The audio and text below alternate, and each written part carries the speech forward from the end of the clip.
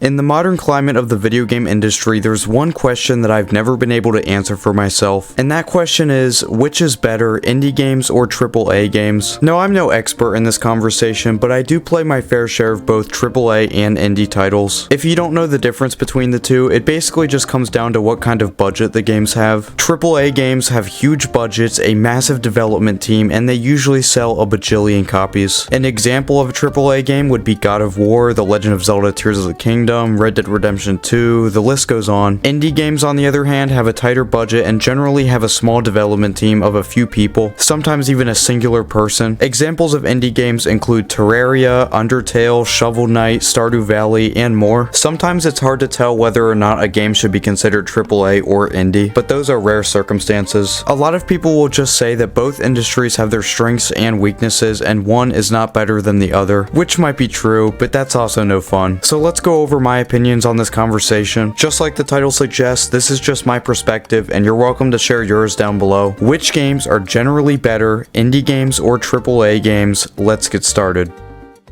Let's start this video off by talking about capabilities. When I say capabilities, I simply mean which industry is capable of the most things. I think this one is pretty obvious when you look at it from a non-biased perspective. When you have more money, more developers, and a higher guarantee for success like you do in the AAA industry, it's not controversial to say that you're capable of creating something of a higher caliber. Just look at games like Red Dead Redemption 2, and yes, I'm going to keep using this game as an example. These types of games are huge. It's just not currently possible for the indie industry to produce games like this. I mean, just think about it this way. If it takes Rockstar Games, yes, Rockstar Games, one of the biggest companies in the gaming industry, if it takes them over a decade to release the next Grand Theft Auto, how long do you think it would take an indie team? Indie games just don't have as high of a ceiling as AAA games, and that's okay. Let's move on to the next segment, which I think will be a lot more favorable to indies this time. So now let's talk about originality. Now, if I'm being completely honest, I don't think the modern AAA industry is very original. I'm not necessarily going to blame it for that. I mean, it's not the 90s anymore. It's just harder to come up with original ideas when you understand that these companies need to make something that sells. And that's one of the problems with the budget of these games. They cost so much money that companies have to play it safe with the ideas. So while the AAA industry is definitely more capable of making some truly breathtaking experiences, I think the indie industry has been a lot more original lately. Indie games are so original because of the limitations they have. They have to get crafty in order to stand out. One of my favorite things about the indie industry is its obsession over retro art styles. There's so many indie games out there that take the best things about the 16-bit era of gaming and completely modernize the experience. These developers know that consoles like the Super Nintendo and the Sega Genesis are some of the best aging consoles out there, and that there's a huge market for these types of nostalgic visuals. And the best part about it is these games are usually way easier to develop. There's also games out there like Hollow Knight that go for a hand-drawn art style, and this is just amazing to look at. And it's not just the art style that indie games are creative with. Because indie games lack the budget of a AAA game, the developers have more freedom to experiment. This is why we see so many unique games compared to the AAA industry. So that's pretty much all I had to say about this segment. Indie games are currently without a doubt more original than AAA games. I do agree that sometimes the retro art style can get a little excessive. I mean, there's so many games that do it now. And you might be asking, if indies borrow so much from other games, how are they original then? Well, I think indie games are original in the sense that they take pre-existing genres and give them a nice spin. I believe indie games are just a lot more bold when it comes to gameplay mechanics. And that's all I had to say for this segment, so let's move on.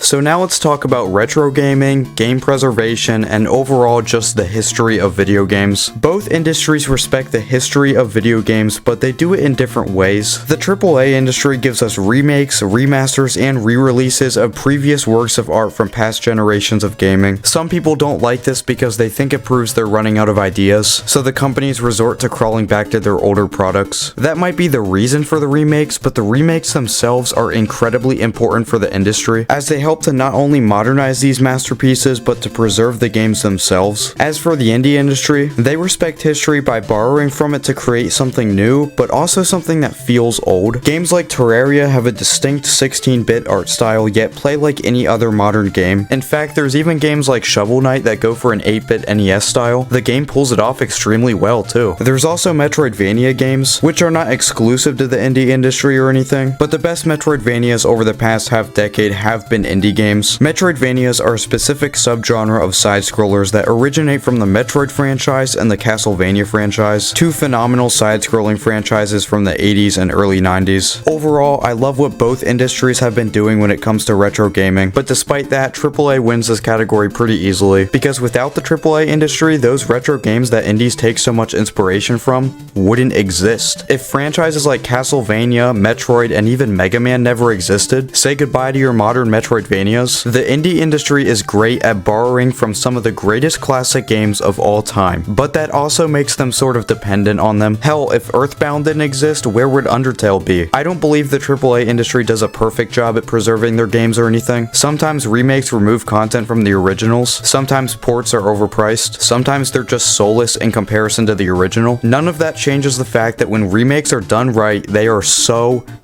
important. I could talk about this for hours, but I doubt anybody wants to hear me go on and on about this. So let's move on to the next topic.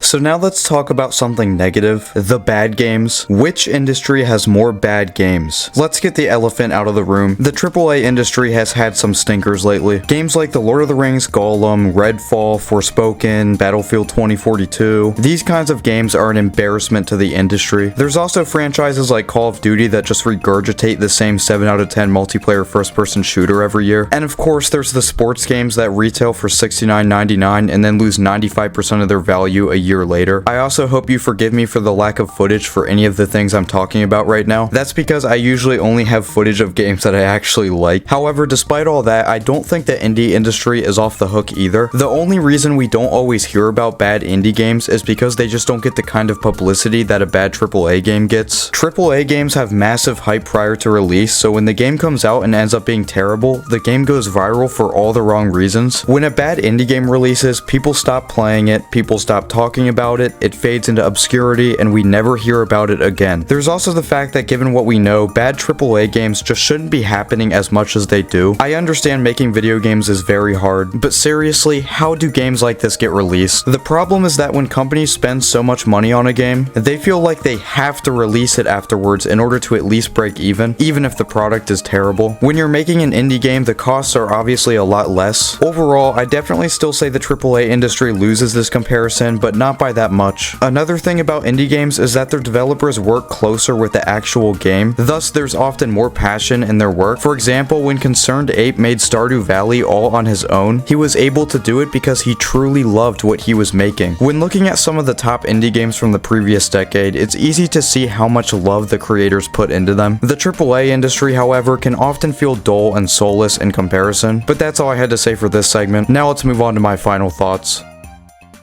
So which industry do I think is better, the AAA industry or the indie industry? I want to start off by saying that this isn't an easy answer for me because I love both of them. I play a ton of both AAA and indie games, but I think if I had to choose one industry to be better, it would have to be the AAA industry, and the reason is pretty self-explanatory. AAA is just so much bigger, so much more influential, and overall more important to the gaming industry. This isn't meant to discredit indie games, as their industry is great, and as we've discussed today, indie games do certain things much better than AAA, but it's just hard to argue with the fact that the AAA industry is simply more important. Sure, AAA has more apparent flaws, but a lot of that is due to the mere scope of it all. The indie industry offers us some really unique types of games. Even though these games lack the budget and technology, there's an undeniable charm to them. I'm sure a lot of people are gonna disagree with me choosing the AAA industry because it's currently very popular to bash AAA games online. It's completely fine to criticize the AAA industry because there are things that deserve criticism, but if you haven't played games like God of War Ragnarok, Elden Ring, Super Mario Bros. Wonder, Baldur's Gate, Tears of the Kingdom, it's simply disingenuous to claim that there's zero good games coming out of this industry. And if you want to support indie developers, that's fine too. Just don't take the moral high ground against people that just want to play good games. There are a ton of great AAA games that have released over the past couple years. If you choose to ignore them, it's your loss at the end of the day. All in all, I'm choosing the AAA industry solely because of its immense importance to the industry industry as well as its capabilities. We should continue to criticize it when it deserves it, but we really have gotten some of the best games of all time in recent years. So in conclusion, I believe that people should play both AAA games and indie games. Both industries are 100% worth being a part of, both of them allowing for some amazing works of art that you need to experience. I know this wasn't the longest and most in-depth video on the topic, but I just wanted to come on here and talk about some of my thoughts. Let me know what you think down in the comments. I'd love to see the conversation continue in there. And that's about it. I'll see you next time.